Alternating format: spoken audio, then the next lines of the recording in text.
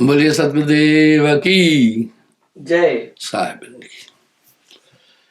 गुण तीनों की भक्ति में भूल पड़ा धर्मदास। जरूर संतत्व की धारा की तरफ अगर दृष्टिपात करेंगे तो उन्होंने एक ऐसे देश की बात कह दी है जहां न जन्म है, न मरण है, न मृत्यु है। अमर देश की बात कही। चल अंसा सतलोक छोड़ो ये संसारा, यह संसार काल है राजा, यहां कर्म का जाल पसारा है। कैसा है वो देश? इस पर मैं कई बार बोल चुका हूं।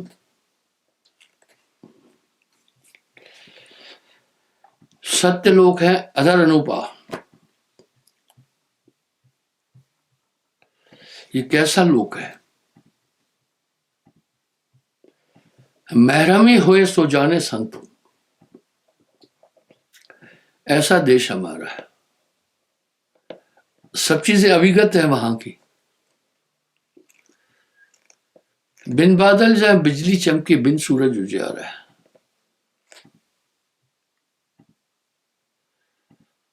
सत्य शब्द का टेका दीना, अगम पौं में रच देना।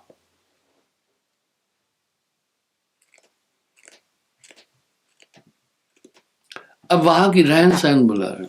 धर्मदास जी साहब से प्रार्थना कर रहे हैं, हे सदगुरु, हे कृपा निधान, मुझे उस देश का वर्णन सुनाओ। कैसे भोजन करते हैं वहां, कैसे जीव रहते हैं वहां, कौन सी वाणी बोलते हैं, आदि आदि कई प्रश्न पूछे। आप हमने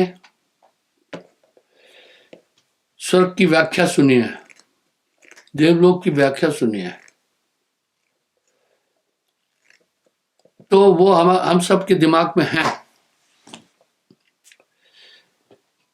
इसी तरह धर्मदास भी सतलोक के विषय में पूछ रहे हैं, कौन सी वहां वाणी चलती है, क्या वहां वस्त्र हैं, क्या भोजन करता है आदमी। बड़ा मार्मिक सवाल है ये। कैसा व्यवहार है, और पुन कौन वाणी उच्च रही, वहां कौन सी वाणी बोली जाती है, वहां भूमि कैसी है। आदमी जब बाहर जाता है विदेशों में कहीं, तो वो पूरी जानकारी हासिल करता है। भाई मौसम कैसा है वहां, खान पान का सिस्टम कैसा है, उधर लोग कैसे हैं। इसी तरह ये कपोल कल्पित बातें नहीं है। धर्मदास जी पूछ रहे हैं कि हे सदगुरु, वहां कौन सी वाणी है, कैसा आचरण है, क्या जैसे हम संसार में रहते हैं काम क्रोध भी है, क्या लोभ है, वहां गुस्सा करते हैं, लड़ाई झगड़ा होता है, ये सब चीजें।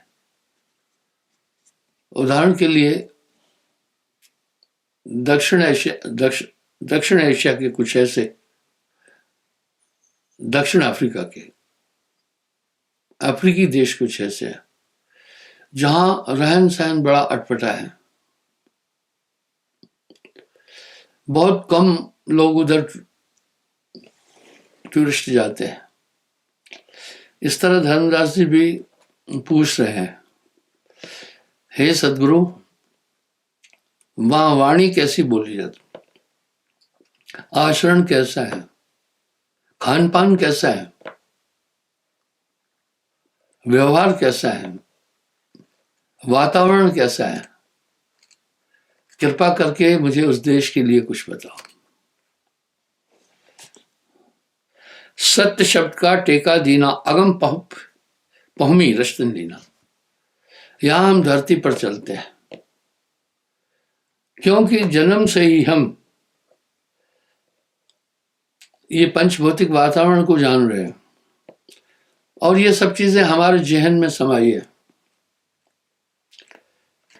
इसलिए धर्मदास जी भी पूछ रहे हैं,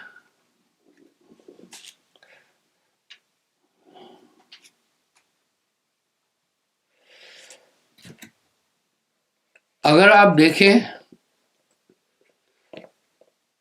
शरीर में एक सिस्टम है, अगर खड़ा होना है हमें तो पहले खड़े होने का एक अक्संदर बनता है। अगर हमें जब बोलना है तो पहले उस एक एक्शन होता है हमारी बॉडी में।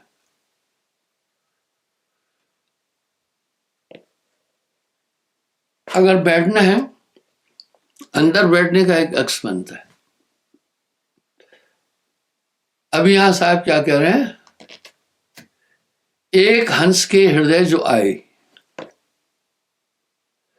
दूसरा हंस समझ पुंजाई।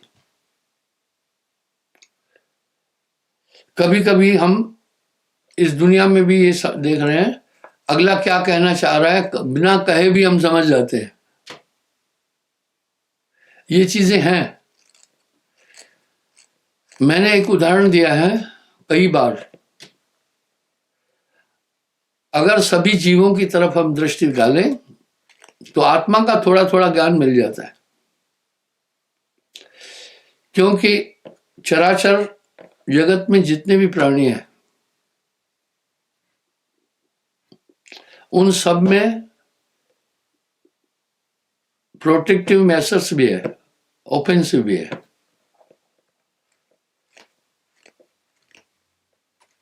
वो सुरक्षा भी कर लेते हैं, हमला भी कर लेते हैं।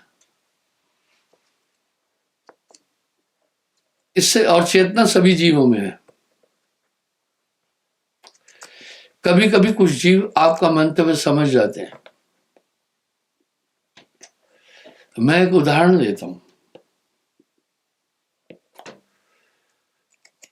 सन 71 की बात है। बेलमत्तर से माता बदल सिंह के पिता भगवती सिंह जी 5 किलो घी का टीना लाए, डब्बा, डालडा का डब्बा होता है। मुझे कहा कि जब आप वापस जाओ यूनिट में तो माता बदल सिंह को दे देना।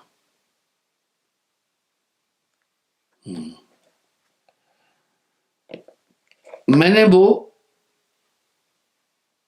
2 कमरे आश्रम के जो बने थे, जिसमें गुरुदेव पहले रहते थे, आगे खूंटी थी दीवार में। खूंटी करीब 4 साढ़े 4 फीट हाइट पर थी, 5 फीट भी हो जाएगा। मैंने झोले में वो घी का डब्बा उस खूंटी पर टांग दिया। झाड़ू लगा रहा था मैंने कहा बाद में इसको उठाकर मैं अंदर रखूंगा। इतने में एक कुत्ता आया। कुत्ते ने दोनों पैर दीवार पर खड़े किए ऐसे, और मुंह से ऐसे करके टीने को गिरा दिया। टीना नीचे गिरने के साथ पक्का फर्श था, घी बिखर गया, वो चाटने लगा। मेरी नजर पड़ी, कुत्ते के पीछे में दौड़ा, कुत्ता भाग गया। अब 5 किलो घी था, थोड़ा भी नहीं था, और मुझे दिया गया था कि मेरे बेटे को देना, और घी मैं वहीं बर्बाद कर दिया। अनहैपेंड था। मुझे थोड़ी चिढ़ आई, इस कुत्ते को सबक सिखाना है। आप देखो, कुत्ता ये जान गया था कि मैं इनका बड़ा नुकसान कर चुका हूं। कुत्ता अक्सर आता था गोंडा आश्रम में, आम के पेड़ों के नीचे वो बैठता था, सोता था।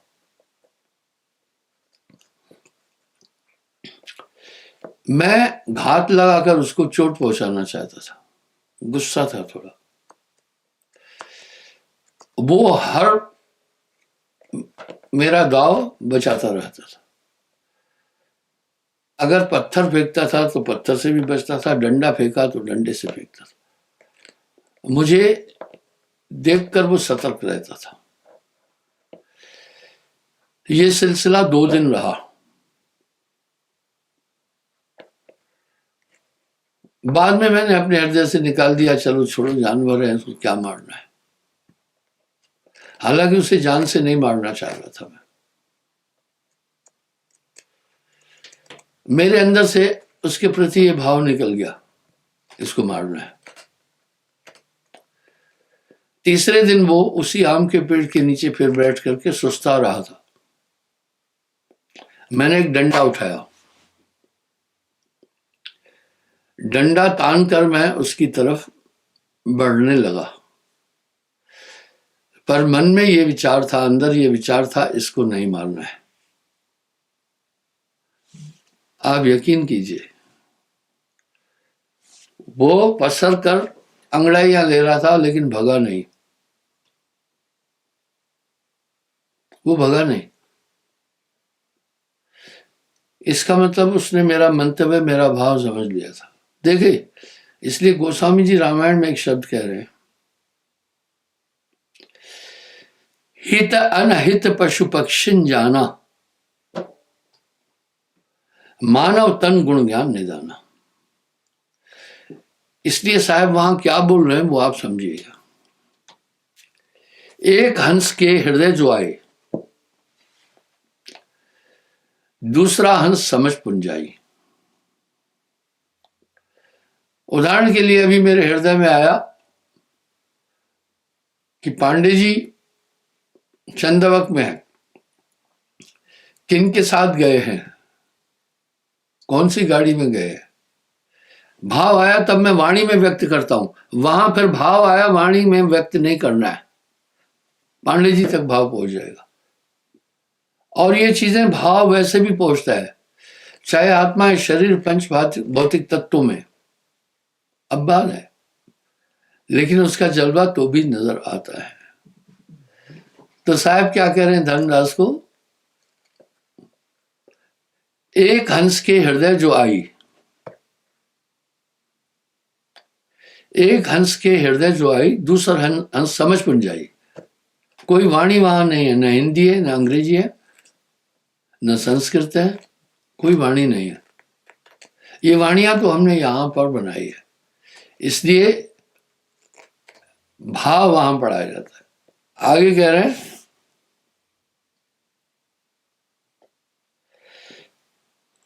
क्या वस्त्र पहनते हैं वहां, अविगत भूषण, अविगत सिंगारा,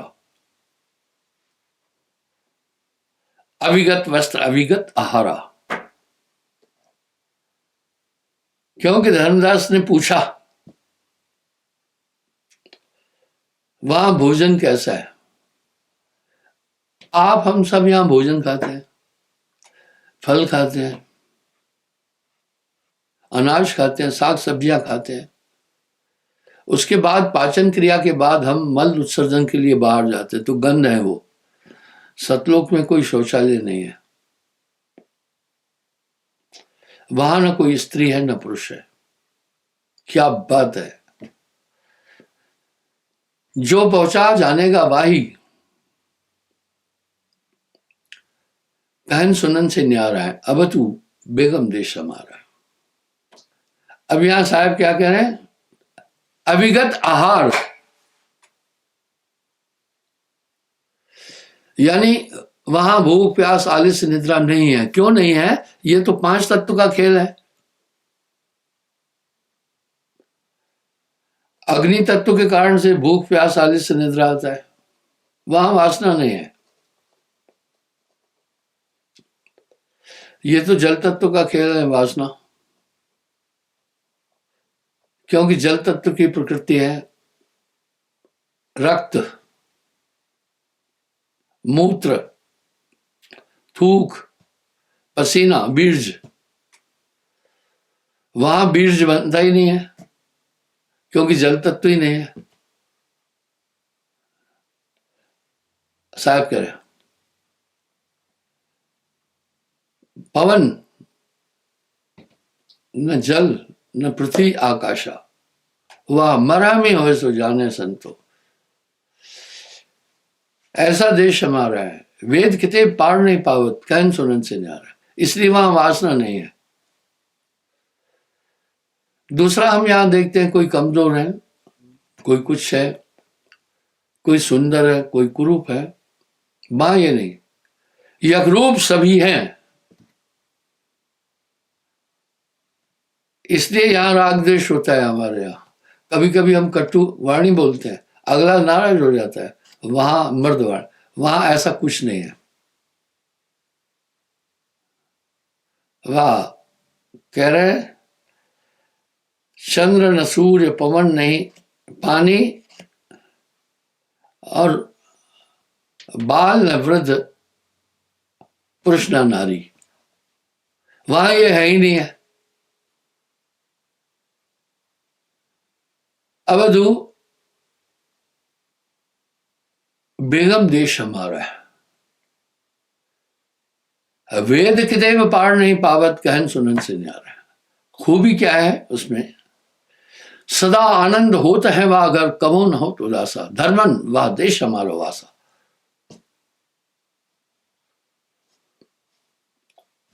परम पुरुष जहां आप विराजे, हंता हंसा करत बिलासा।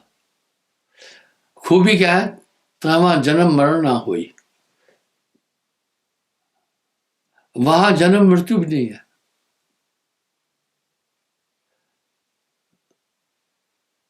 और वहां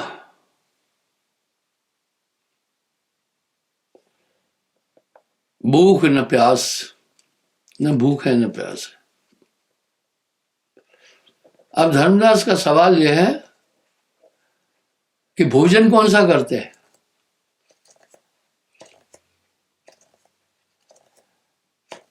अद्भुत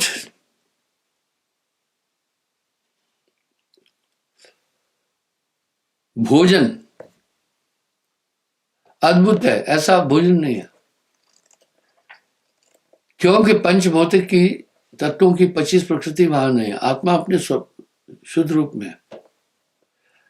और सदा आनंद होता है वहां अगर कभू न हो तो दशा, धर्मन व देश हमारो वासा।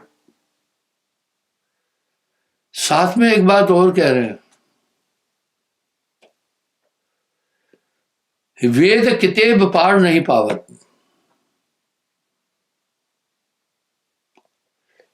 उसका जिक्र वेदों में भी नहीं है।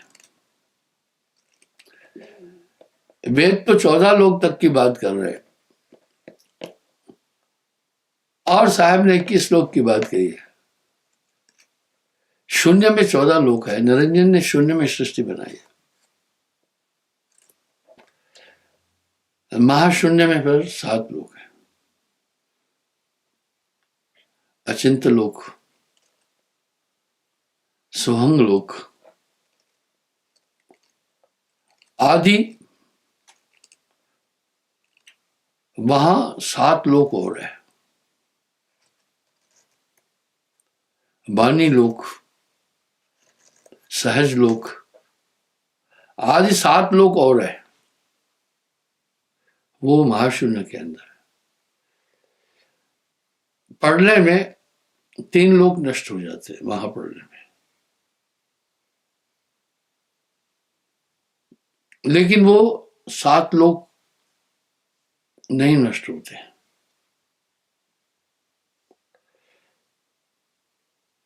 पर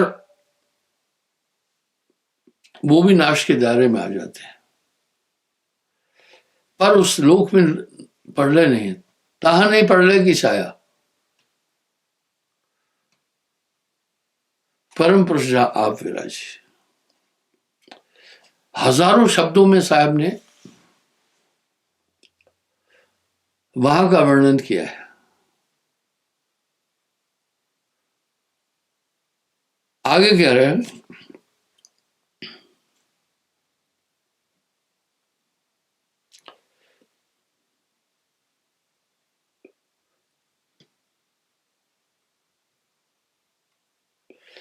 अभिगत भूषण अभिगत सिंगारा। एक हंस का कांति 16 सूर्य के बराबर है, जबकि पूरे इस ब्रह्मांड को एक सूर्य प्रकाशित करता है। खोडश भानु हंस को रूपा।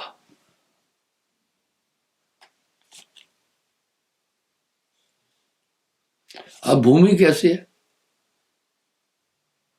अद्भुत भूमि है, कमल स्वरूप भौम है भाई। कहां की उपमा देखो बताइए। अनुपम में बोला है धर्मदास, मैं तुम्हें वहां की उपमा क्या दूं।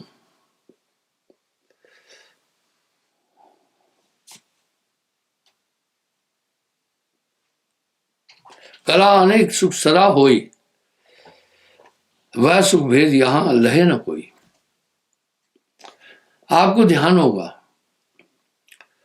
मैंने प्रवचन में मृदगल ऋषि का कई बार जिक्र किया है। स्वर्ग भी सुरक्षित नहीं है, कोई न रहा, एक पुरुष लोक रहेगा। आया जो वहां से वो खबर उसकी कहेगा।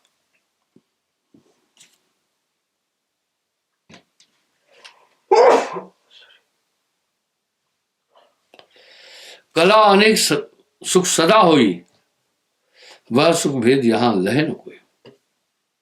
आप देखें, इस संसार में केवल मनुष्य नहीं, कीट पतंग आदि जितने भी प्राणी हैं,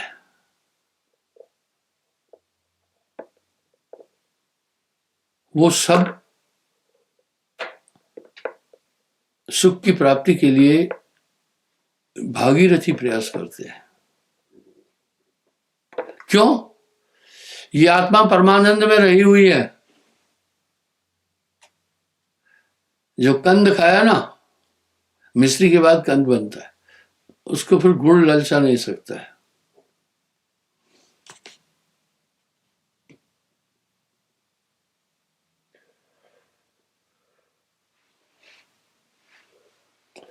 निर्दय हंस पुरुष के संगा, नख सिक रूप बन्यो भो अंगा।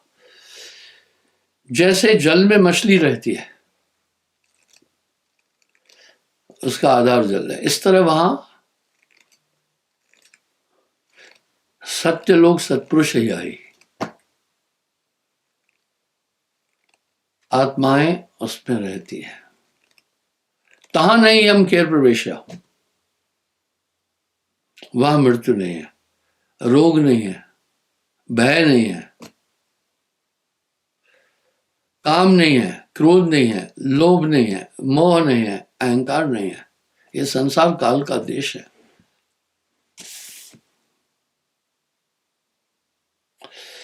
पुरुष रूप को वर्णे भाई,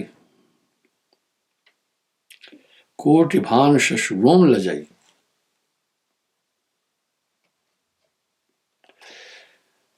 और उस देश की प्रथम सूचना देने वाले साहिब थे।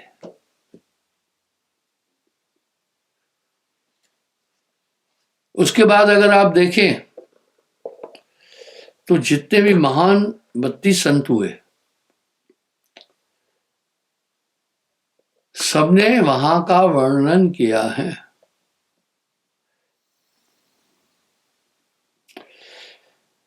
धर्मदास जी बोल रहे, हे सदगुरु कहो पुरुष की डोरी।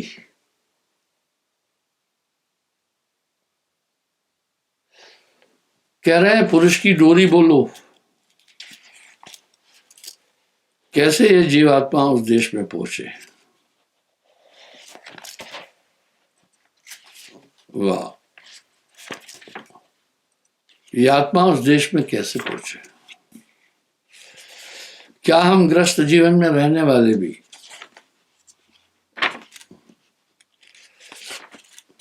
उस देश में पहुंच सकते हैं? क्योंकि मोह माया में फंसे हैं और गृह काजा नाना जंजाला। साहब ने दोनों के लिए द्वार खुला हुआ बोला है।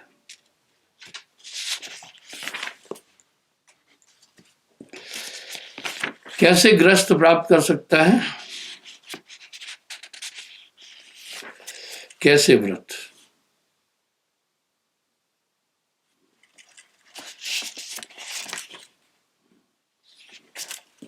सुनिए,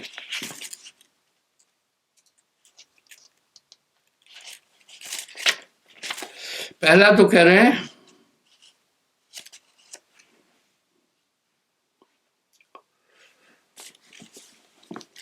साहब अपनी वाणी में बोल रहे हैं कि जनक आदि जैसे ग्रस्त में रहे और परम योगेश्वर हुए। अब लक्षण भी सुने। पहला कह रहे हैं नाम ध्यान बल हंसागर जाई, क्या रे काल तुम करो बड़ाई। साहब वाणी में एक शब्द और कहे हैं, नाम के प्रताप ते भय आन के आन। इस समय सामाजिक परिप्रेक्ष्य पर अगर नजर डालेंगे तो बड़ी द्वंद्व है। छल कपट दगा धोखा बेईमानी पाप हिंसा व्यभिचार इतना बढ़ गया है, क्या पूछे नहीं। साहब एक ही शब्द बोल रहे हैं,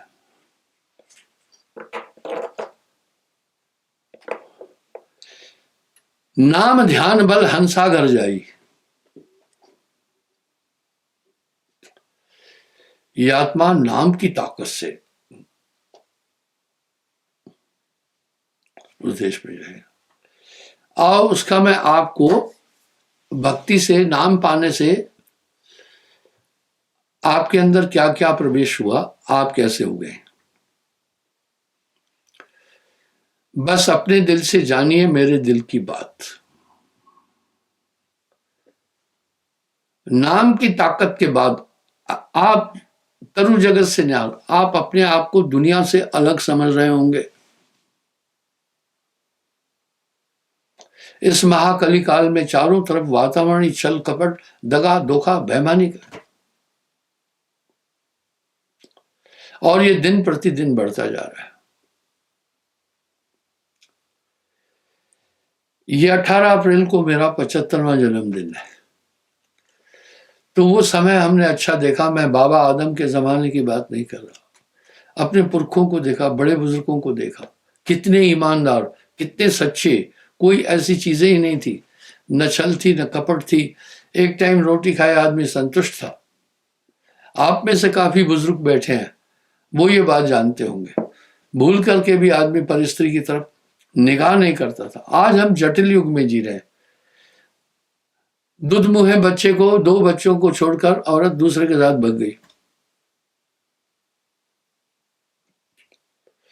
और जिसके पास भग गई उसके भी बच्चे थे, औरत थी।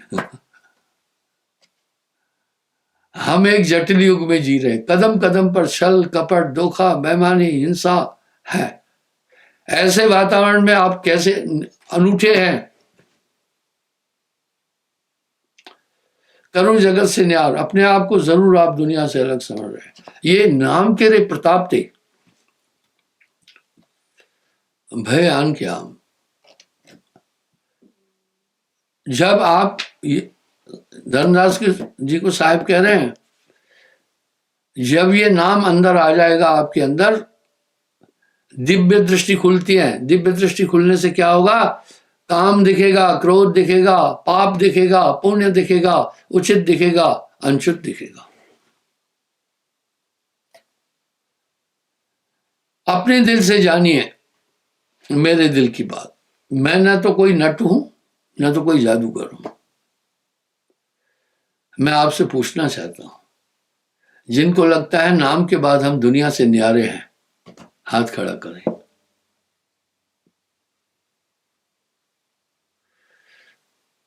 नाम ध्यान बल हंसा घर जाई। तो ये नाम के अंदर एक ताकत है। जैसा जीवन आप जी रहे हैं ऐसा जीवन महात्मा भी नहीं जी पा रहे। ये शक्ति है नाम की। रहन गहन भी बता दी। पहले आपका मन उदंड हाथी की तरह था, जहां चाहे आपको ले पटकता था। अब नहीं हो पा रहा है,